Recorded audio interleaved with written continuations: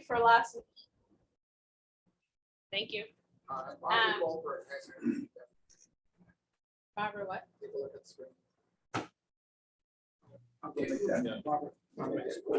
Oh, sorry. What's your question, Barbara? Got it. All right. No, I don't have a question. I'm sorry. I was waving hello to Tom, who just joined us. Yeah, All right. and I don't have a question. I just have a hand up for some reason. Oh. Okay. So Charlie, and I apologize if I missed, Zechel? Rhymes with freckle. Freckle. So Charlie Zechel. Zechel has the executive director of community voting since 2002. And Duane attends with us tonight, Duane Farrar. He is a 3-time blind sailing world champion. And I guess you guys partnered at one point. Is that's the case? And you won a bronze medal together. So we really thank you for coming today, filling in for Betsy. Much appreciated, and we want to hear all about your exploits. So come on up, and I think if you stand here, the people online can see you and hear Okay. you well. Sounds good. All right. We'll get ourselves Thank you. positioned. Does this look about right? Yeah, this looks good. All right. Can someone turn my Zoom video on? Anyway, glad to be here. I was up on a ladder Wednesday afternoon, dangling, trying to paint the coast stripe of my boat. And phone rings, and it's Betsy Allison. And I'm like, what do you want, Betsy? I'm kind of in the middle of something. But anyway, this is in the neighborhood. So I said, sure, sounds great. Love to come down. And then as long as I can bring my friend Duane. And so actually, since he can't see, I just put him in the car and we're here. He doesn't even know what's going on. Not quite that. I called Betsy the other day and like, so what were you gonna talk about? Well, yeah, and you missed one thing. I said, well, we need get some jokes, and she Right. didn't give us any jokes for you, so that was a problem there. But anyway, I am the executive director at Community Voting in Boston, and probably some of you maybe sailed there before. How many have sailed at Community Voting? Oh, wow. Oh, this is like talking to community voting. These are people. Yeah, I got involved starting in 1998, and I was the adult program director, and then I was able to be lucky enough to become the executive director in 2002. And so I've got a few years under the belt. Finally, I'm almost reached the point where the old timers won't, keep referring to me as the new kid with the new ideas or whatever it was. So that's kind of my experience here in Boston area. And Duane. Yeah, I joined community voting in 1996, sort of through the back door. And I discovered that, as a blind person, I was able to sail, and I just never left, and they haven't kicked me out yet. So I'm still there. But yeah, I started sailing here in 96. Some friends of mine had a contact at community voting, and they wanted to do a brief, 4-day learn to sail program for people who were blind and had visual impairments. And they recruited people from a cross-country skiing organization that I also belong to. And people came from all across the US, and there were 15 of us. And I was the one local guy. And like I said, I just never left. So I'm still at community voting. Gone on to sail in many other places as well. But I was, 35 years old and already legally blind before I ever tried sailing. So it's been great. I'm a community voting marriage. I met my wife at community voting in 1999. And You're welcome. thank you. And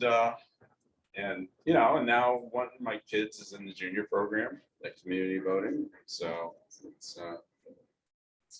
It's funny you should mention that. I don't know if you know Lauren Graver, but Lauren Graver is a wonderful young woman who was on our board of directors for 6 months. And she just sent me an email because she just got engaged in a Mercury sailboat last month.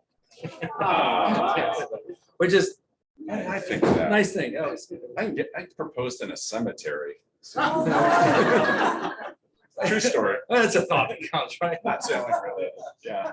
Well, anyway, I know that Betsy originally was gonna, or what we understood, talk a little bit about her work with the Paralympics and disabled sailing. And community voting has quite a very large and very multi-layered program for accessibility for sailors. And so when Duane first joined and I met him, and he's a blind sailor, it was a little bit of like, how does this work? Because there was no access program then. Right. It's just been a regular adult member like everybody else ever since. Right. So that my first exposure was like, oh, who's this guy Duane? And I can't see, but soon I figured out that he actually could steer the boat really well, and he knew the boat by heart, and so everything inside the boat, he was all over it. And then there was another member, Bill Zechel, you may remember, like that, who was, Wheelchair user. Yeah. and he used the wheelchair. And so community boating at that time was kind of like someone rolls in the door in their wheelchair, or visually impaired or whatever. We would pretty much be like, they'd say, "Can I go sailing?" And we'd say, "Well, sure, but as long as we'll get you in the boat, we'll go sailing." It wasn't anything more than that. And so sometimes we got people out sailing, sometimes we didn't. It would depend on the level of support that they might need.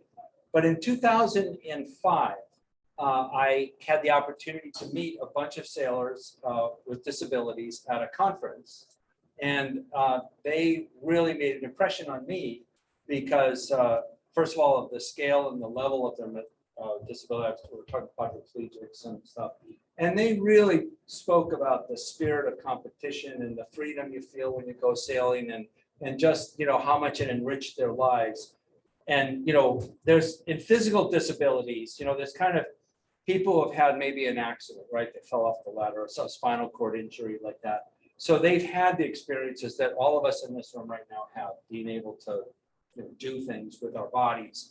And then they lost a lot of that ability. And, so for them, they often are the ones who are most interested in competition, because it's been taken away from them, right? How do you play a game and compete with someone if people are constantly caring for you?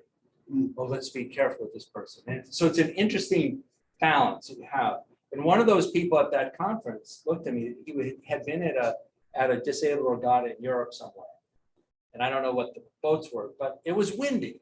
And he said, the first day they all went out, and the organizers of the event were basically like, "Oh, it's too windy. Let's get these people back in," right? And we'd all feel that way, right? So they bring them all back in. So the sailors are like, "Oh, that was a great day. We went out, we came back. Now we sit around."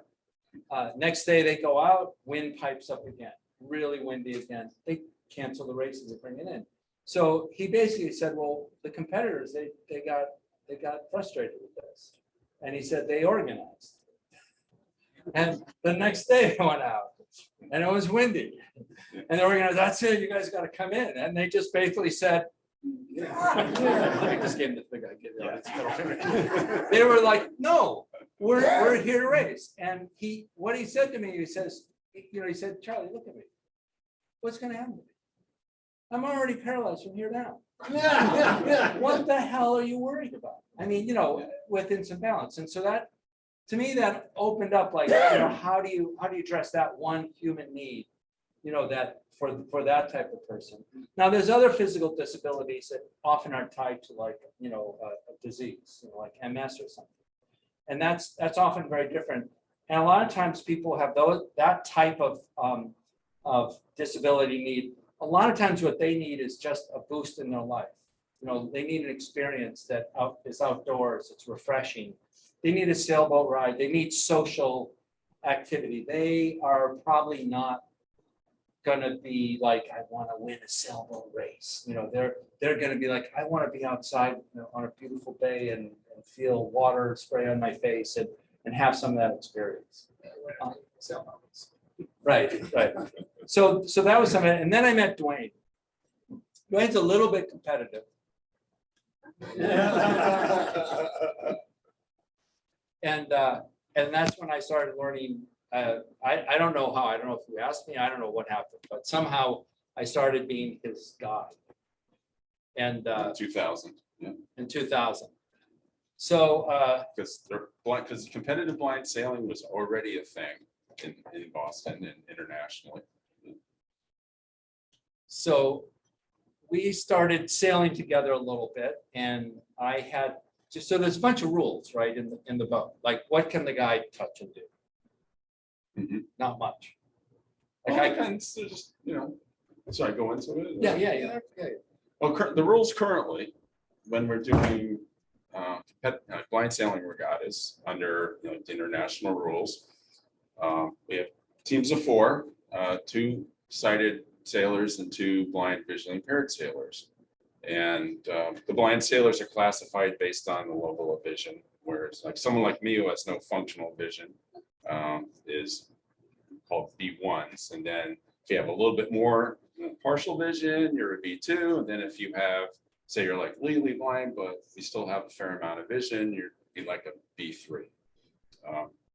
And that sort of determines like which division or category you race in. But most of the time we're all in the same division. We're just racing against each other. Who cares? But the rules on the boat, the helmsman is the only person on the boat who can touch the helm, and they can generally do everything on the boat. So, and then the other blind sailor handles the main traveler and can touch everything else on the boat except the helm. The sighted crew can handle, the jib or sails up front and other controls, but cannot touch the main, cannot touch the traveler, cannot touch the helm. And then the sighted tactician is there to talk. Can't touch a damn thing. And they're the ones usually talking to the helmsman.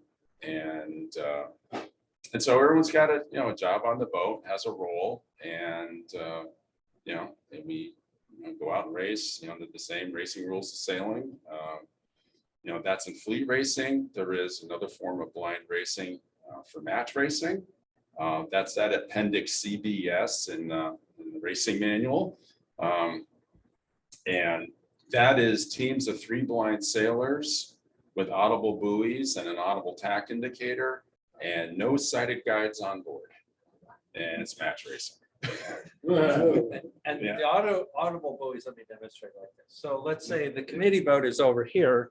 Yeah, that'll be I believe that's the yellow. And I don't know what, I'm just gonna make a noise. Oh, I'll tell you the All right, noise. what's the noise? That's foghorn. Yeah.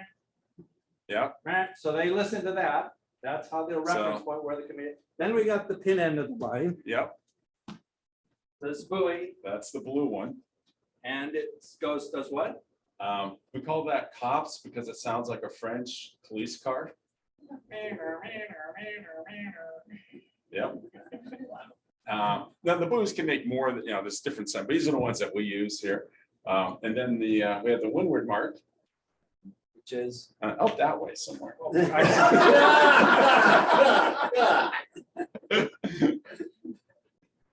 Just use your imaginations. And I actually am quite proud of myself because I'm the one who nicknamed it Star Trek. Because it sounds like the red alert signal on Star Trek. Well, I don't know the red alert. John Eastman, to pressure Pence to do so anyway. Is it? Oh, yeah. Okay. And then the tack indicators, there's they used to have mercury switches. We've redesigned them so that it uses accelerometers, more modern electronics. And it gives one sound on port, like every few seconds, and then another sound for on starboard, it hangs on the boom, and then so based on which way things are going. The tack indicators are a little loud. They're 130 decibels. So the crew has to really learn how to tune those out or go deaf. So you can hear across the water. The other boats can hear each other. Starboard port. Yeah. So you can know the other boat is on starboard tack or port. Yeah. So, and then, and same countdown for match races, 7 minutes. You come into the box, you come in opposite ends of the line, get down into this area, try to keep the other boat out. And, people have like watches, audible watches or that buzz or do whatever. And it's not something I've had a lot of experience with. And we do have a set of buoys here in Boston, but it's a little difficult to set up a proper race course for match racing on the river just because of the boat and kayak and paddleboard traffic. because it just gets a little crazy out there with all the activity. And then there'll be the people who are insanely curious about why these buoys are making noise. And the all-time classic was the bikini babes in kayaks drinking beer hanging out at the Windward Mark. Yeah. Well, that's now just become a thing at Charles River. For sure. Yeah. The first time so obviously that's that type of civil racing I've had almost nothing to do with other than help facilitate it at community boating as best we can. And there's no sighted guides on the boats. At the beginning, once you get into 7 minutes, the guides are on the boats until you start the sequence, then the guides get off the boats. Because, we still need help taking off and landing, coming, to and from the dock or the mooring. So maybe this is a segue into going back to the racing that you and I did together. And let's just jump right to it. So we did a bunch of regattas in Newport and, got a little bit better as we went along. And we had a crew who was a big guy, like much bigger than us. And it was usually like J22s a lot of times. Newport J22. So the problem was man, when he got on this side of the boat, the whole thing went over like that. It was like to move around. But what we learned was we had to choreograph everything because we have to coordinate the skipper and the crew. When they tack, it has to be in sequence, right? It has to work together. You can't get through the wind and the crew is still backing the jib and, slowing you down. And so it has to work very smoothly. And so we would use a countdown. Actually, I think Betsy Allison was the one, the first. Betsy, Jay and I actually hired Betsy to coach us one afternoon 20 years ago. And she taught us the countdown sequence and I still use it today. So racing. Counting down, if I'm Duane's guide and I'm, if I'm able to give him enough warning, we're close hauled sailing and we're coming up to a ley line and we're going to tack. I'm like, Duane, we're getting close to the ley line, tacking, and I go 5, 4, 3, 2, 1, 0. When do you start steering? Helm goes over at 3. So 3 is we start turning. So the crew knows this too, right? So the crew understands. So at 3, we're starting to turn. And then at 2, you're getting through it. So the crew also then knows when to break the jib, right? And then comes over at 1. And then at 0, you should be on steering straight on your new tack, which means the jib should also be trimmed in really well. So you practice this with your crew. And I can honestly say that when we sailed like that and, with various people, there's no difference in our boat handling between a sighted team and a blind team because everyone knows where things are. And one of the things that I know is I say this a lot of times. So we have Friday night racing at community boating. And so Duane races sometimes with Dennis, sometimes with me, but usually with Dennis on Friday nights. And it's in Mercury's. And so I usually take out a brand new sailor with me to crew on Friday night. So sometimes they just like, I've never sailed before or whatever. But if they're getting good, I try to put them on the helm like every other race. So we both kind of have fun doing things. And I always make a point of because I said, see that guy in front of us? He's blind.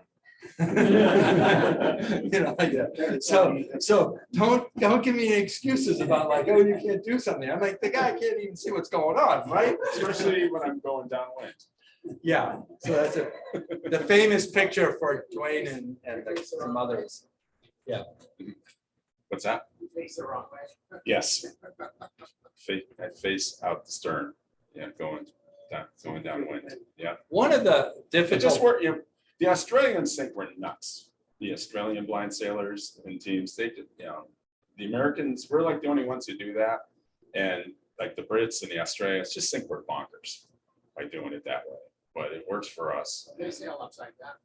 Oh, there you go. But when you get up to like the world championships every few years, couple of years, the level of competition. At the last Worlds we were able to have in 2019 up in Kingston, Ontario, after 14 races, we were all Us, the Australians and the Brits were separated by 1.8 points. Yeah, I mean, I finished in first, Australia was second, 1 point behind, and the Brits were 0.8, a point behind them. That's how close the competition gets. And it's kind of like that every regatta. Yeah. Everyone's really good at that level. And in fact, the sighted tactician on the Australian team won the Paralympic gold medal in sonars in 2016. And so, it's just you're up against a really good level of competition. So one of the earlier regattas that we did in Newport, maybe it was the first The regatta. first one, yeah. The first regatta. So This that is was, the story I think it is. yeah, no, it is. Steep learning curve for me. So Duane's pretty good at steering the boat. Like, if you got beautiful day sailing, blowing 12 to 15, whatever, Duane keeps you right on course. And even everything is just fine. You just forget he can't see. And that can be very bad. Because we're sailing out of Sail Newport, going out to the starting line, and I don't know, it just felt like every other sailboat race I was in. Had sailed with the other sighted sailor before, so everyone were having the discussion about who's going to do what, how's this going to Put work. on the sunscreen. Oh, I think I'll put on a sweater. No, it's too warm to that like this. Meanwhile, it's like within inches of death. You're being alive. Did you look up and all you see is, oh, there's the Florida J22, like right, filling the entire view screen practically. So we managed to avert a couple disaster there, and that's when I learned I had to pay closer attention to certain things, especially the traffic. At least in the sailboat race, this is sort of predictable. We're all doing the same thing, so we're all either starboard or there's right away. Well, we know what's going on, but when you're not doing that, just in a harbor, it's motorboats and there's people just not paying attention or whatever. And so that was sort of the start of my kind of learning that this was something to be a little careful about. Or the time you wondered why I wasn't turning down to avoid the fare in Boston Harbor. Yeah, all right. Let's not go there, okay? No, nothing bad happened. Charlie's just, we're racing. We're in a blind sailing regatta out of Courageous in Boston Harbor, and we're sailing upwind. And Charlie's sitting there, and he sees, we're intersecting with a ferry, and Charlie's like, we should be turning down to avoid that ferry. He's not turning down to avoid that. Oh, right. So he doesn't see the ferry. I think Rick might have a question.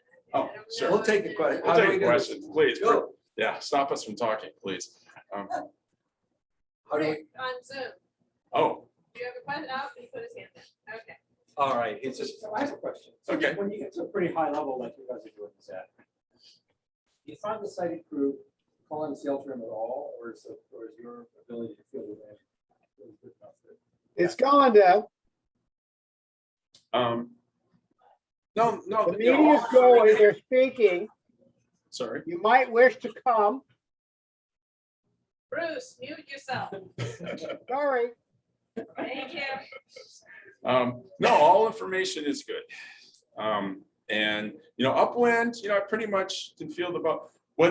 What'll happen is the sighted tactician is just focused on the telltales, like the jib telltales and the main telltales. And I'm trying to keep the boat in the groove, and and so we'll get it down to smaller, and I'll be trying to keep the boat, locked in the groove. I'll feel like I gotta go down, a little up, and so we'll use, the tactician will say something like think up, or think down, or down a half, or up a quarter, or something, very small adjustments, or if you want me to just sort of not bear off, so just like, think up, and then downwind, if we're winging the jib, then, I'm feeling the wind. I'm trying to make sure, wind's staying where I think it is. We're not getting by the lee. but they're also calling out if the jib is collapsing or if the jib's starting to go over, or the jib's full and drying. And so Obviously, just like, we're really no different than any other sailing team, really. It's, the telltales are a visual thing. So obviously, Mike's going to say with Duane is he needs very little tweaks. Sometimes the jib, because a lot of times the jib trimmer is not as experienced also. I mean, a lot of times you're getting. sure, it depends on the newer experience people come level in. of Like that, but a lot of times they will get coaching on, how to trim the jib, and there again, you have to calibrate with the person. What does it mean to, you can't just say, well, ease the jib. So you got to give them numbers, ease it 1, ease it 2, ease it 3. And it almost doesn't matter. I discovered that if you're giving the jib trimmer those, it doesn't matter what the one is, right? Yeah. As long as, they understood, you said 1 and they know this much. And then I'm like, okay, so now if I want it less, I'll say half, or I'll say, no, 4, and then they'll understand that. I mean, nowadays, mostly the blind crew is on the main and traveler. So when you're coming around the mark, or you do, like you just rounded the windward market going to the offset, the guides will say, ease the main 3 feet or something, So it doesn't matter if, ease trim, but if you can put a number on it, so that's specific. Ease a little bit. Okay. Here, is that enough? Yeah. And but also too, I'll be feeling, the main and the helm have to work together. If someone doesn't, let the main out all the way on a mark rounding, I can't turn down. And believe me, I will let them know. And we always say to, the blind crews, it's like, look, it's not anger. It's just urgency. That's what I tell That you. was my question. Are you yellow? What's that? That was my question. Are you yellow? No, on our boat, on my blind side, I mean, Charlie and I have raced regularly in 15 years now. Yeah. But on the team I have now, with one of the guides, Dennis, who I race with community boating on Friday nights, he's out there in the Thunderbird right now. He and I have been sailing together for 25 years. And he actually met his wife at community boating, sailing with me there. And his oldest kid just finished sophomore year at Cornell. So yeah, our sailing relationship predates both of our marriages and all of our kids. And then Saul Marini, who's my other regular sighted guide, he's a 505 sailor. He and I have been sailing together for 18 years. And we have a very chill team, because both Saul and Dennis are very kind of quiet, chill guys, and we're big on teaching and instruction on our team.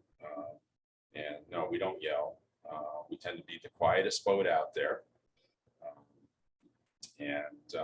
Just 2 weeks ago, I was down in New York at the Robbie Pierce Regatta for disabled sailors that American and Largemont Yacht Clubs co-host. They take turns hosting it each year. And it's one of the premier events for disabled sailors, for sailors of all types of disabilities, in the United States.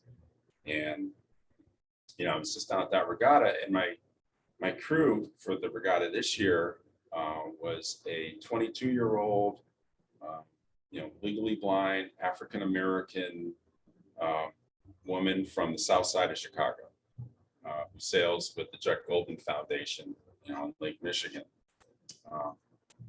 This was her first regatta.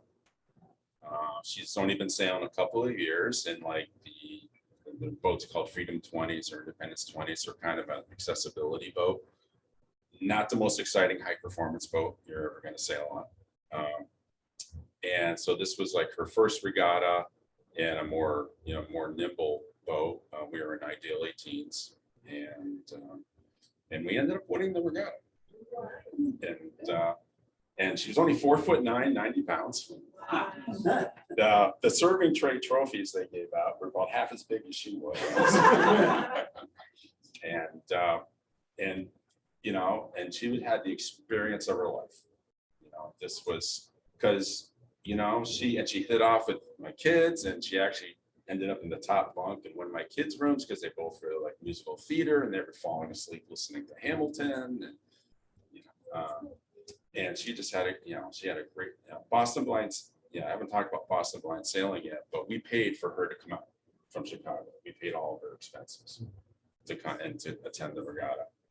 And she just had a great time. And she texted me this morning. She sent me an audio text.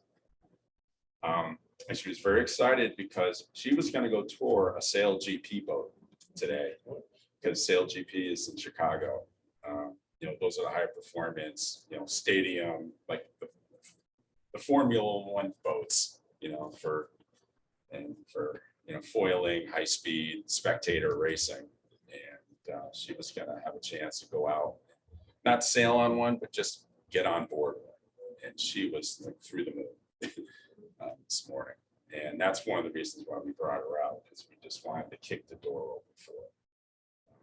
Because this is, where she lives, and, she worries about walking out her door and being shot on a daily basis. And she got to see, okay, well, here's another possibility. Here's what life could be like too. You get involved in sailing.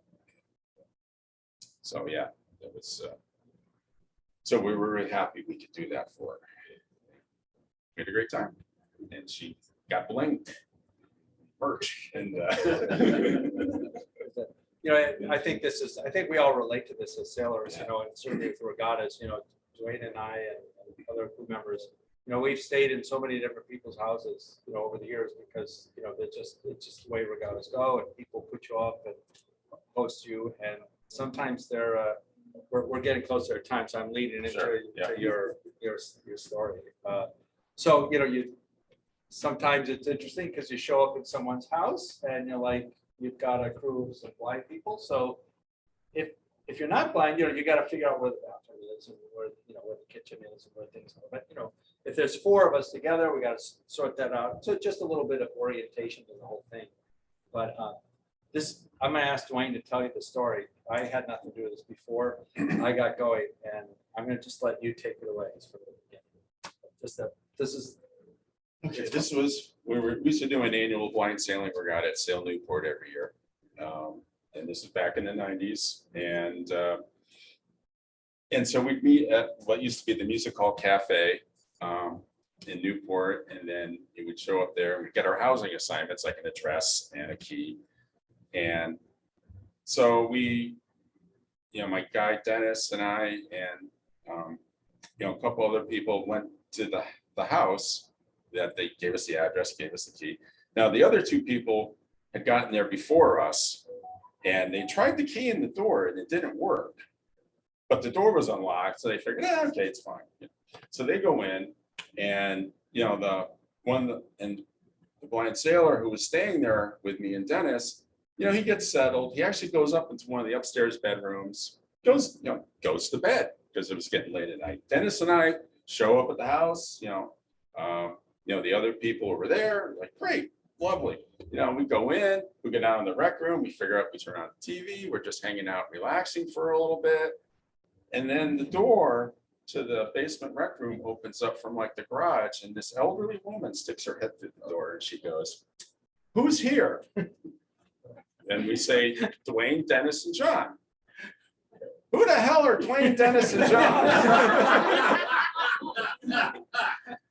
And of course, I immediately, whipped out the cane, not threatening. And, she was there with one of her friends, they should have just called the police. Why they even did this. And they just, and like, "Oh, hi, Duane, Dennis." And they're like, "Why are you in my house?" And it turns out that this is like 104 Washington Street, in Newport. We were supposed to be in 104B, and they didn't give us the B part. And so had to go upstairs, and you had to get John out of bed.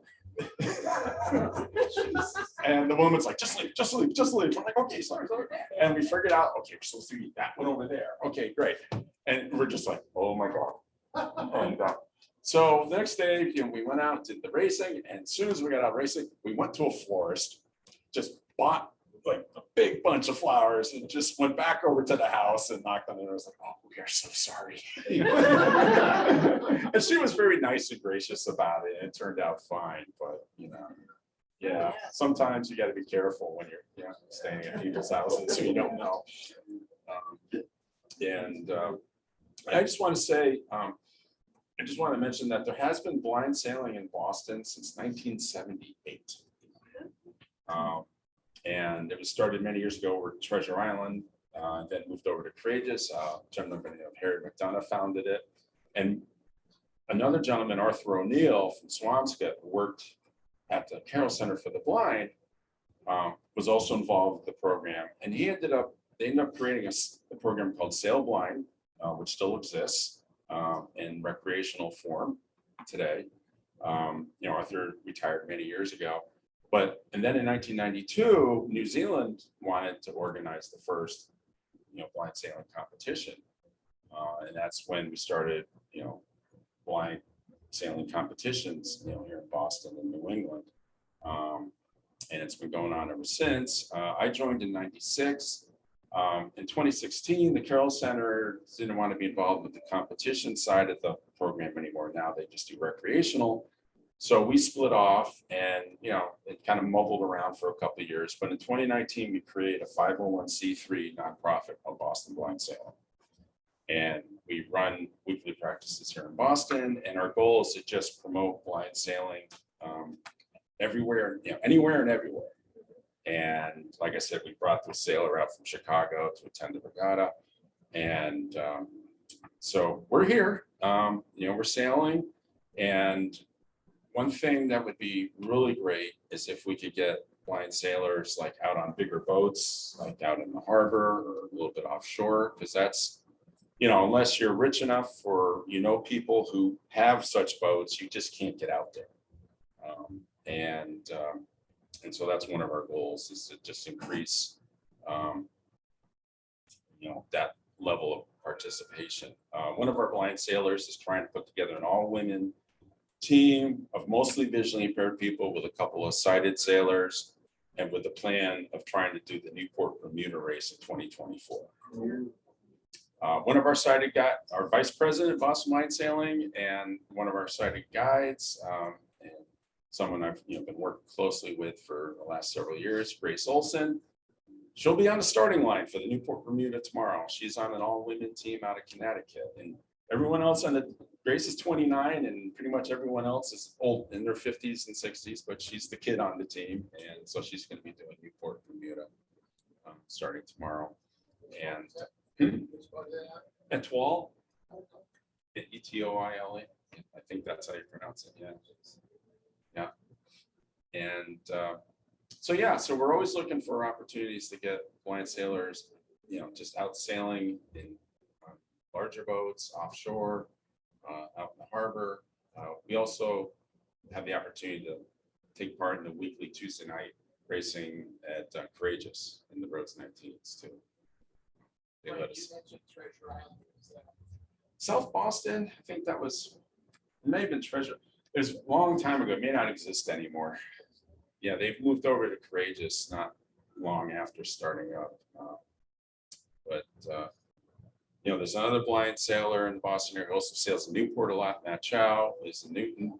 He was one of the original blind sailors, and he's in his late 60s now, but he's still sailing. I just saw him at the Robbie Pierce Regatta 2 weeks ago. Matt and I have been slugging it out for 25 years. In fact, out at the Robbie Pierce Regatta, we ended up in the clubhouse after racing. Just hadn't seen him in a while, so we chatted for quite a bit. So.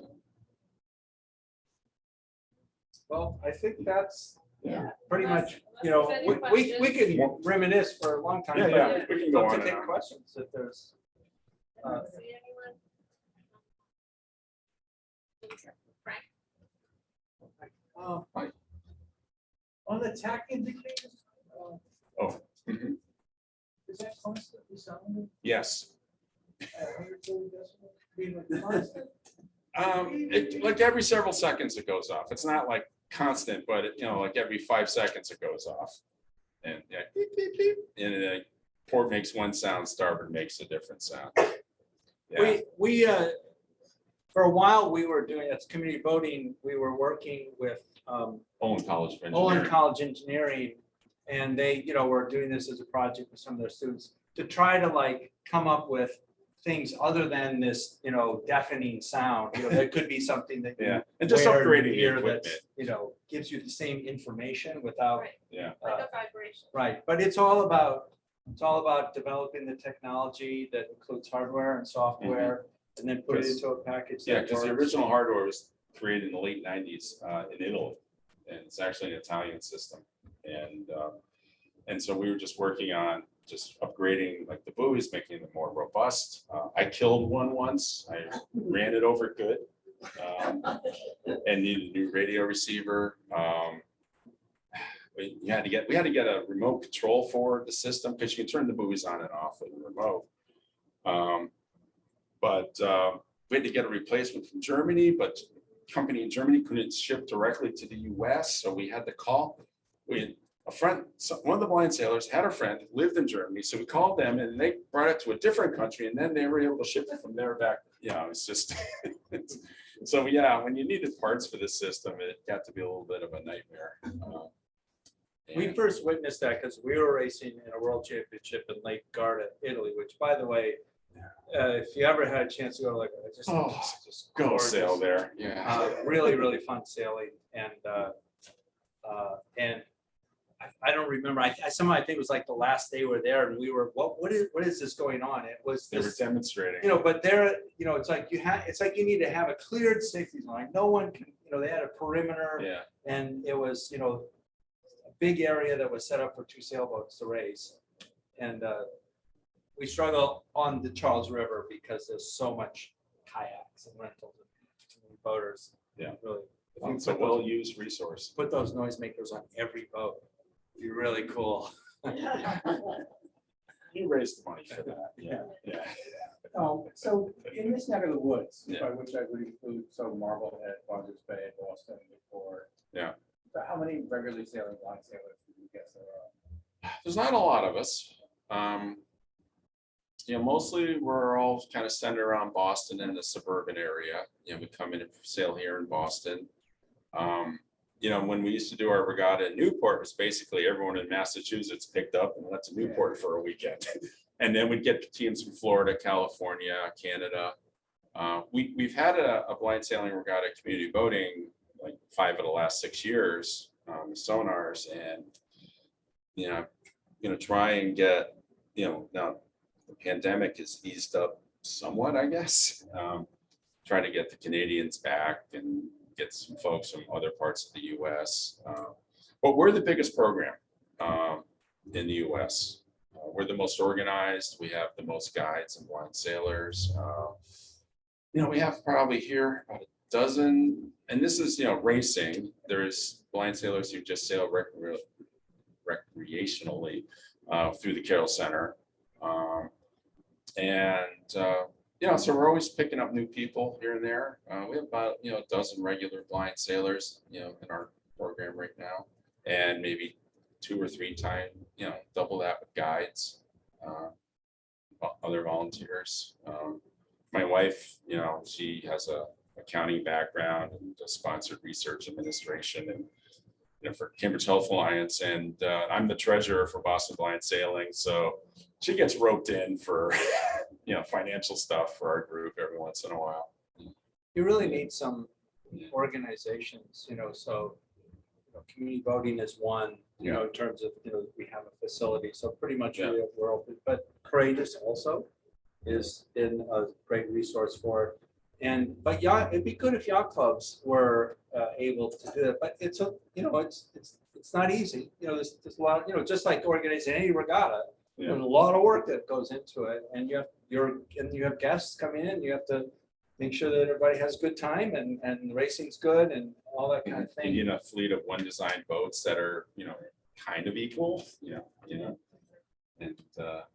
But it's rewarding. I will say this, down American and Larchmont, Yeah, they they really take care of the disabled sailors at that event every year. They do a really great job. I mean, it's an all hands on deck operation, and it's a pretty big regatta. It's an ideal 8 teams, and they'll get 20 plus boats and having From all over the sound. from all over, everywhere. And I mean, and it's a great experience, and it's more sort of meaningful because, for the sailors, the disabled sailors are there. This is such a rare experience in anybody's life, and in their lives, it's amazing. And they get there, and it's like red carpet out, American Yacht Club, Sponsored by Subaru, sponsored by Carlsberg the Beer. whole thing is there. I mean, the breakfast, the lunch, the dinner, helping you, they really, really do a lot. Adapting the boats. And then the racing's really high quality. The race committee's great. I mean, the whole thing is really good. But, boy, it's, there's a whole committee there. They start planning, 9 months ahead, right? Yeah. Were you guys at community voting back when Dick Lathrop was there? I was not. No, that's before my time. In fact. So, How many votes will be actually displayed on the website? can be as few as 4 or 5 and as many as 15 or 20. 15 or 20. It can be. On Pretty Friday. exciting. Yeah. Yeah, no, like I love racing on Friday nights at community boating with, it's the Mercuries, they're little tanks, they can take a pounding. Although Charlie gets mad if we break them. And you can get, 15, 20 boats out there, and a lot of the people are learning how to race.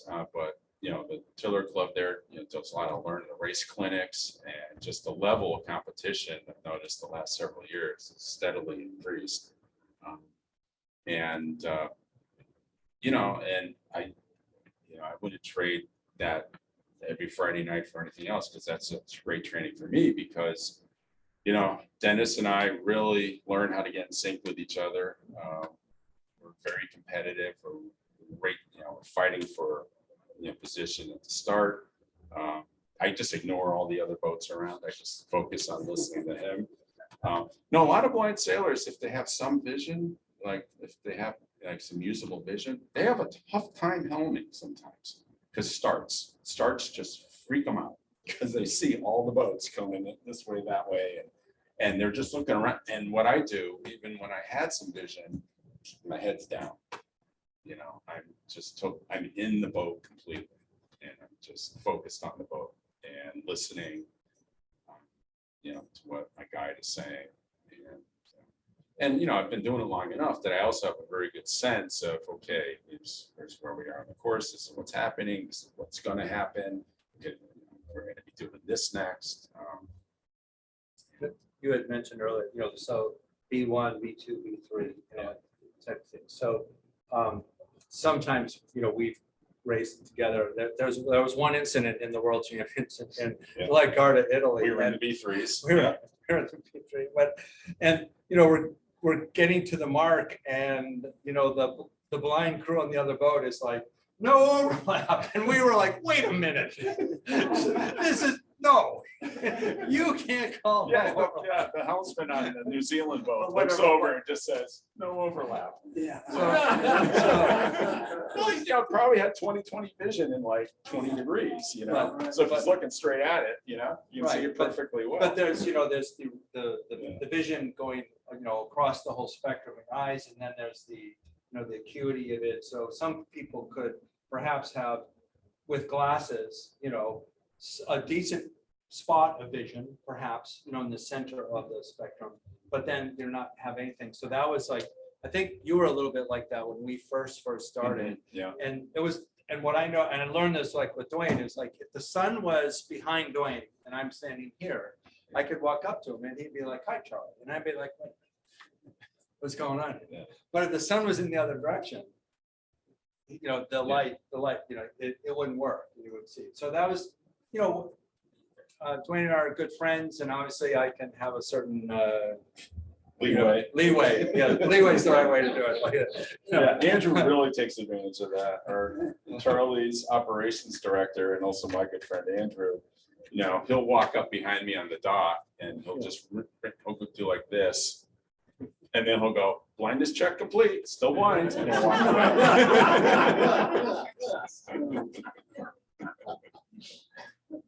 That's Yeah. us. Yeah. Yes. but- Like, you partner with any schools, to, like, some virtual school, or anything? How do you help people? Well, you wanna, Well, that's more you. Yeah, I yeah. think. Yeah. So last summer, so Andrew is, Duane just said is really the last several years at Community Voting has worked closely with the blind sailors and with Boston Blind Sailing. And last year, we were able to get a group of teenagers from the Carroll Center for the blind, and they came down, and they were a complete blast. It was like you could hear them when they were like 300 yards from the building because they were so loud. And they were 15, 16-year-olds. There was 6 or 7 of them. And, we were getting them out. So we worked to try to, come up with those kinds of connections and partnerships. But, it's like everything, you've got to lay a whole lot of groundwork. You got to start those meetings in the fall for what you're going to do in the spring. And, one thing that, people, when they learn about this kind of thing first, they're, maybe they'll start to get worried about liability. What happens if someone gets hurt? Oh, yeah. What's your risk That's my manager? How do you committee. manage this? It just goes on and on. So so at CBI, we've really become quite expert on how do we manage all these things, so that people can go sailing. But it's not trivial. And we've, the first time we did it, we look at it and go, oh my God, what were we thinking? Yeah, what were we What doing? were we Yeah. thinking? But, to do that kind of thing, because you're, just like, to me, it's the same thing. If you have some sailors, if they happen to be blind and they're coming sailing for the first time, it's no different than anyone else who's never gone sailing before. They're all in the same boat. They're totally unfamiliar territory. They don't know anything. They have every reason to be nervous or anxious, especially if the boat heels. This makes sense because they're used to things like that. Like if we flew in an airplane, and all of a sudden the plane went like this, we would be thinking, oh, this doesn't seem right. Right? So it's right for them to have those, feelings on it. And what you have to do is hopefully not give them the feelings, but let them know what the range of what's normal, what things can happen. I mean, to be honest, a couple of the regattas that Duane and I have sailed in have been some of the windiest regattas that I've ever raced in my life. At Newport, we had, So are we being more lenient with the different weight days now that, after that,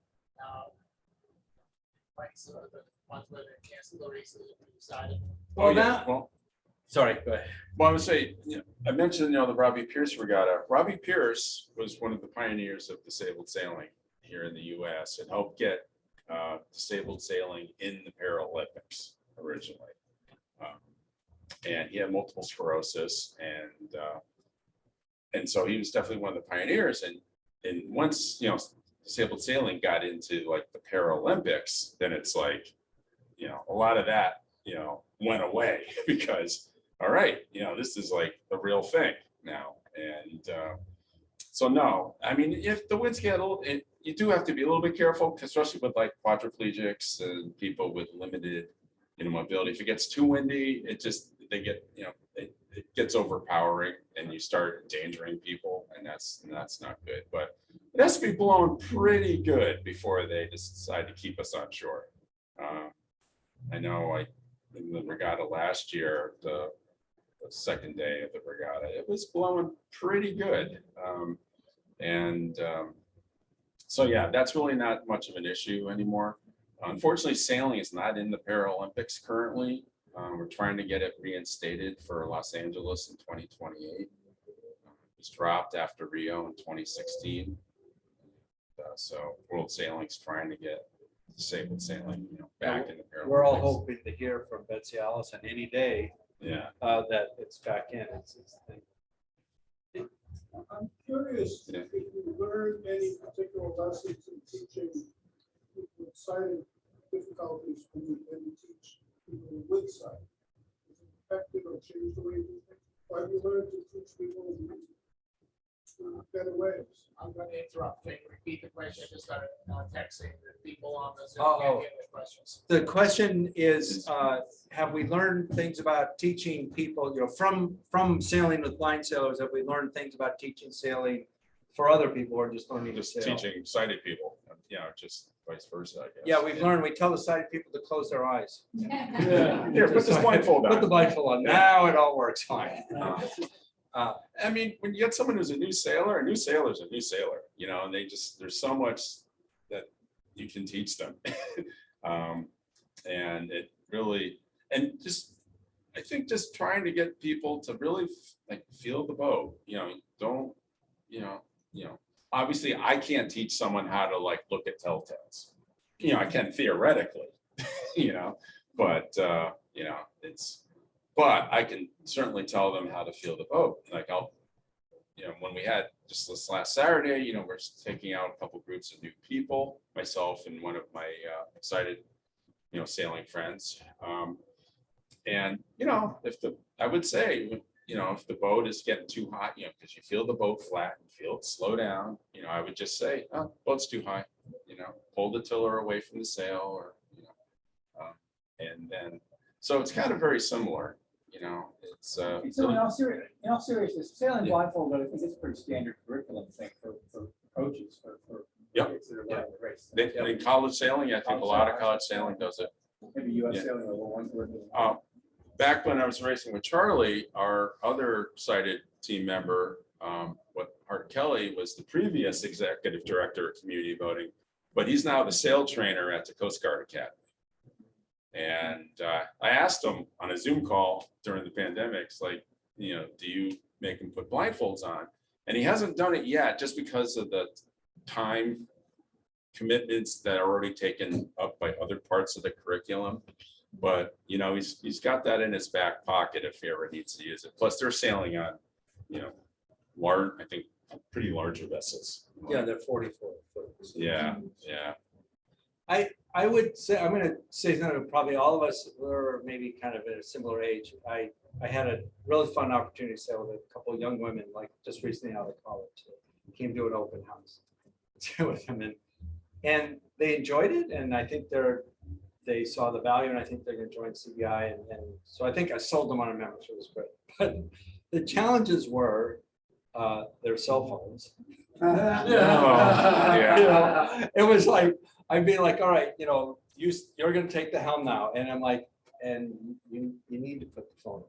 Yeah. You're just, Mine stays in my locker. you have to put the phone away. I tell people, if you don't want to lose it overboard, do not bring it on a boat. Yeah.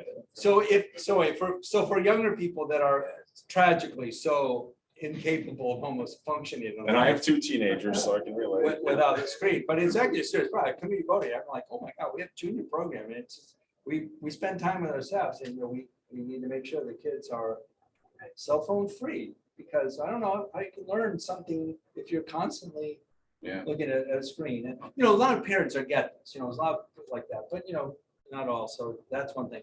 Oh, But thank you. If you get past that, I mean, this is just standard thing I do for everyone who's like a new instructor of community voting. Rule 1, whatever you do, just don't scare them. Just on day 1, just don't scare them. And because it's fun. And if they don't need to you don't need to show off for them. You don't need to show them everything about you can. You need to make them feel secure and fun and feel like they see everything. And once you get that, especially with children, so that's I'm always success for in our junior program is, you get to day 3 and, the kids haven't been made fearful of anything. And then their confidence goes through the roof as they get more and more. Then they can really learn. They can't learn that much in the first day because they got too much information and there's too much anxiety about what's going on, unless they're really mature for their age or something. But once they get past that, then there's the learning curve goes straight up, and then you can't hold it back. And that's same for blind sail. Yeah. When I sailed with Jazz, the one from Chicago, she'd never seen the ocean before. So we're down along Island Sound. So she asked at one point, can I just lean over the side, touch the water? And we're like, hell yeah, you know? So she leans over and she's splashing. She giggled like a 6-year-old. She just thought, she had a, you know, just the joy of just, I'm touching the ocean, you know? And then we had her winging downwind and she caught a wave right in the face. So we really introduced her to the, to the ocean. I'm like, oh, Jazz, welcome to Long Island Sound. So, but yeah, just that joy. It's just like, she was just having a ball, you know, and that's what it's all about. And yeah, just give people a good time, you know. Although on Saturday, when we're taking, you know, these new people out sailing, there was a couple in a kayak and they both had the phones out and they're both like looking down. It's like, just try to be in the moment, you know, a little bit. Like look around where you are and what you're doing, you know, just enjoy where you are. Has anyone taken the step of banning phones on your boat? I'm considering it. I don't think they have them out. They just don't. It's too I know. much. Yeah. I know, Yeah, it's just- but Maybe The it's Zoomers, the easy millennials, it's or- like, you know, it's like I wish asking they them to put it live down the without aisles or oxygen, something, you know? But Yeah, even yeah, then, the glare is such that you can't. Well, but that's part of a learning curve when you have like a GPS or your instruments, when you find a learning, all of a sudden you're staring at your instruments not. Yeah. Mhm. So I have a small gift for you both. Oh, They're insulated grocery bags. Outstanding. with Oh, a my wife. zipper. Here you go, Duane. So, Actually, there you and go. I want Thank you you. to know, Thank you. I know you were last. Wow, minute that's awesome. invite, All right. It's a really small bag. But, so I know you were a last minute fill-in, but I gotta tell you, there are people here tonight and online because it's you, Duane, and you, Charlie. Like, as they came through the door, they said, I'm here because, Wow. It's my good looks. yeah, no, Yeah, and you were right. coming to talk to us tonight. So again, I can't thank you enough. I So we don't have- see it myself. So-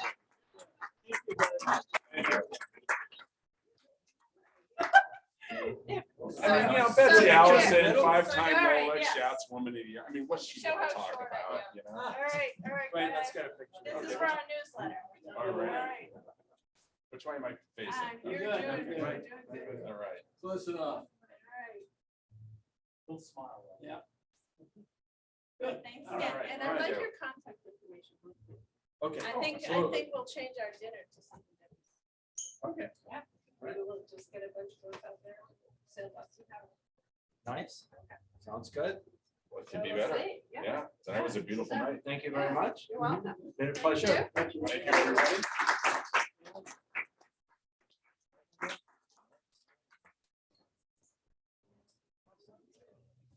Oh, sure, thank you. I can see it. It was very entertaining. Wait, look that door. I wouldn't be able to see it. Yeah, there was. Yeah, well. Yeah, you can see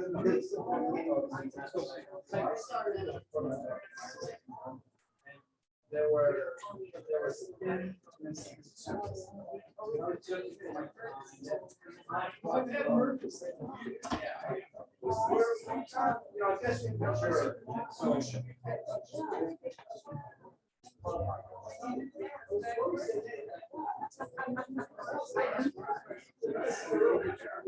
This is the real problem with the sailing industry, right? Is that they all want to- for boats, fireworks, it's just too difficult.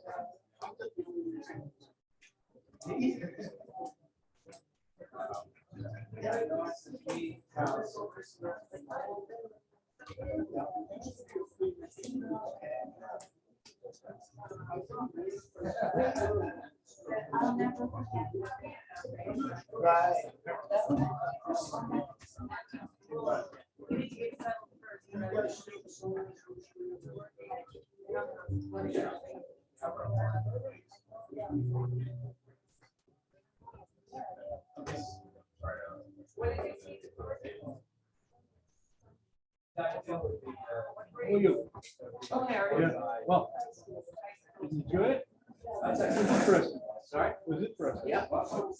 Yeah. I'm not, this thing never worked. Do they have to be? They don't have to be charged up, right? Something's working.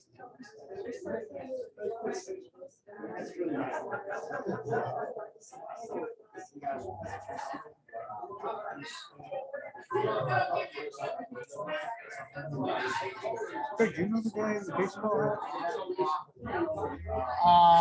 Do you remember? Yes, I do.